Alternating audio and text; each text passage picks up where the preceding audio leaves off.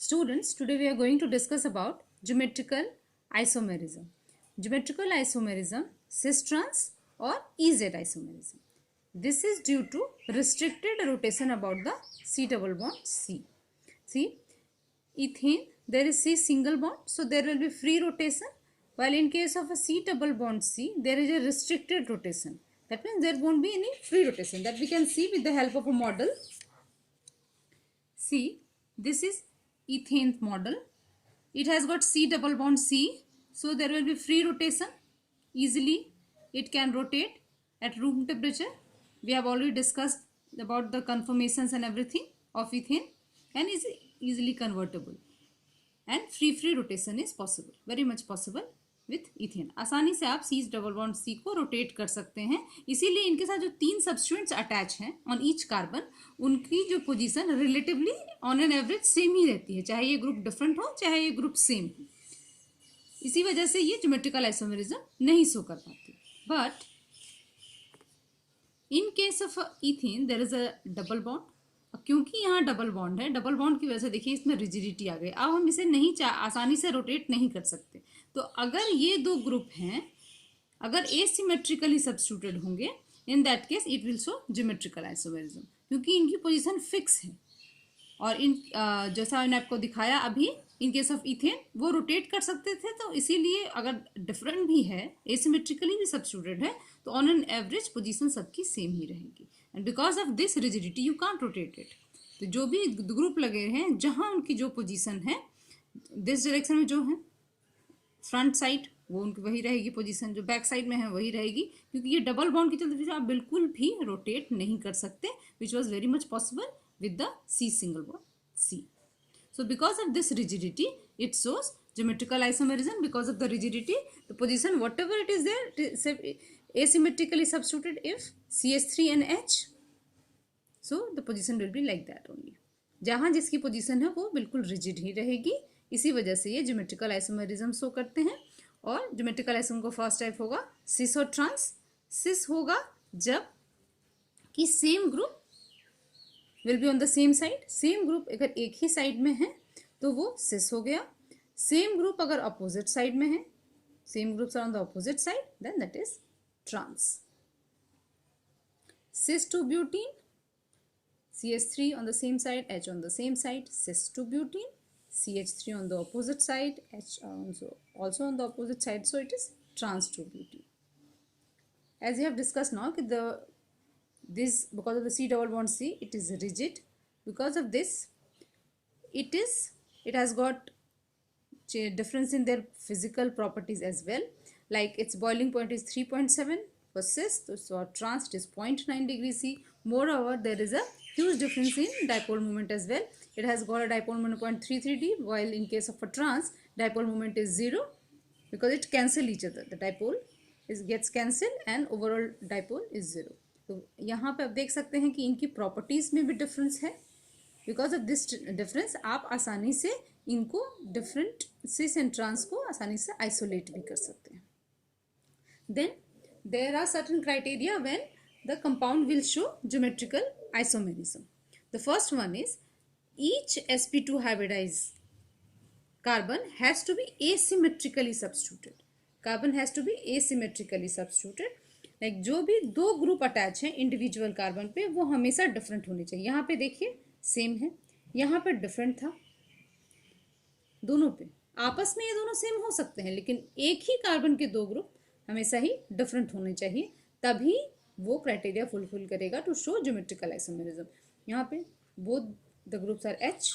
Here at one carbon both the group are CH3. Although the other one is asymmetrically substituted, CH3 CH2 H, but because one has got, if any one of the sp2 hybridized carbon has got same groups attached to it, so it won't show geometrical isomerism. Same with this one.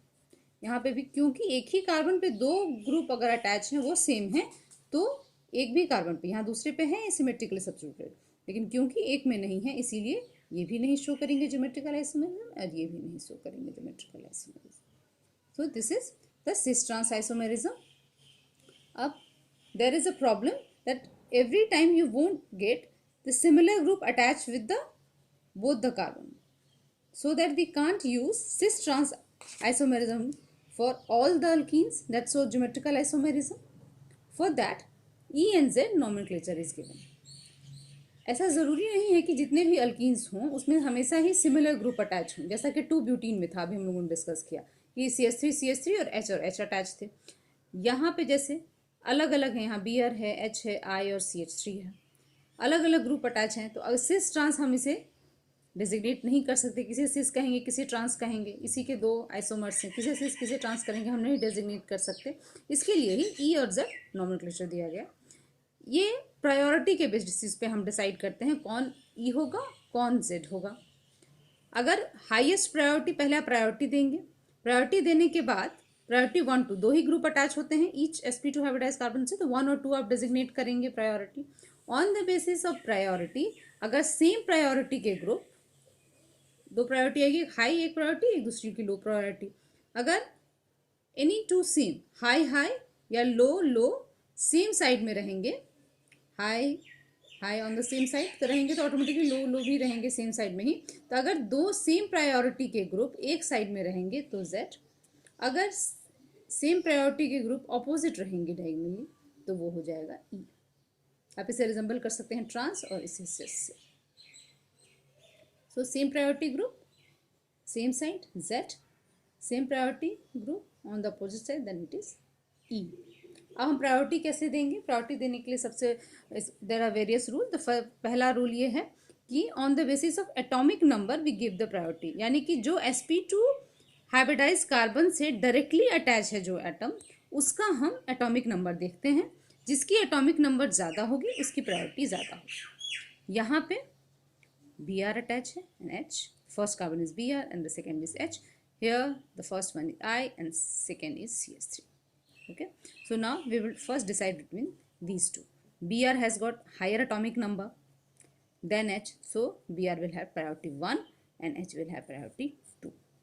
Here I will have priority 1, CH3 will have priority 2. You have to see the first atom attached with this sp2 carbon. Here it is carbon. Overall पूरे molecule का molecular weight, पूरे group का molecular weight नहीं देखना है या atomic weight नहीं देखना है, सिर्फ जो अटैच है कार्बन यहाँ पर, जो फर्स्ट एटम अटैच है उसका एटम का ही हमें एटॉमिक वेट देखना है, Br H I and C। उसके वजह से हमने प्रायोरिटी दे दी। सेम प्रायोरिटी ग्रुप और on the same side, that's why the designation will be Z। Now will see this stereoisomers, this Br 1, H is 2, I, suppose I reverse it, CH3 and I, then this priority will be 1 here, 2 here, same priority group are on the opposite sides, then the compound will be E. So these two are the stereoisomers, each other, E and Z, of the same compound, same molecular formula, only the difference in the orientation in space. That's why these two are stereoisomers, and you can isolate it also. They are, because of the rigidity of this double bond, this has got a definite place in the space, and because of this it has got two different stereoisomers. They exist as two different stereoisomers, Z and E. Now we will discuss in detail what are the various rules that is used to give the priority. इसमें सबसे important यही है, ई और Z में अगर आपने priority आप ठीक से देंगे तो आप हमेशा ई और जेड सही डेजिग्नेट करेंगे। सिर्फ आपको यही ध्यान देना है कि आप प्रायोरिटी सही से दें, उसमें आपको सीक्वेंस में जाना है और हमेशा सिर्फ एटम जो अटैच है उसको देखना है, अगर वहाँ तक सिमिलैरिटी ना आए। अगर यहाँ पे जैसे कि सारे एटम्स अलग अलग थे तो ठीक, अगर कोई ऐसा ग्रुप हो जहाँ की एटम सेम हो जाए, जैसे कि यहाँ ये sp2 हाइब्रिडाइज कार्बन अटैच है, ये भी कार्बन है, ये दूसरा भी कार्बन है, उस केस में हम क्या करेंगे? In this case, if the two substituents on the sp2 carbon have same atomic number like this, both are carbon, the atomic number of atom that are attached to the atoms that are tied, जहाँ tie हो गया है जिनके बीच में, must be considered. Next to this one must be considered. The atom that are attached to this carbon must be consider, यानी कि ये दोनों कार्बन है तो हम नेक्स्ट पे जाएंगे। नेक्स्ट में ये इससे दोनों कार्बन अटैच है। इस कार्बन देखते हैं कि ये किस किस से अटैच है। तो ये कार्बन एक सी कार्बन से अटैच है और एक हाइड्रोजन से अटैच है और दूसरे कार्बन से अटैच है, यानी कि 2 कार्बन और 1 हाइड्रोजन से अटैच है। ये 2 हाइड्रोजन और 1 कार्बन से अटैच है। आप इसका अगर ओपन स्ट्रक्चर लिखेंगे तो CH and CH3, 2 hydrogen 1 carbon, यहाँ पे 2 कार्बन 1 हाइड्रोजन। तो इसकी प्रायोरिटी ज़्यादा हो जाएगी क्योंकि कार्बन का नंबर यहाँ ज़्यादा है और कार्बन का एटॉमिक नंबर हाइड्रोजन से ज़्यादा है। So priority 1 and this will get priority 2। यहाँ पर Cl है और ये CH2Cl है। तो CH2Cl यही ऐसे लिखा हो, आप हमेशा जानते ही हैं कि हमेशा अटैचमेंट कार्बन से होगा, Cl से नहीं हो सकता। Cl की पोजीशन ऐसे होगी।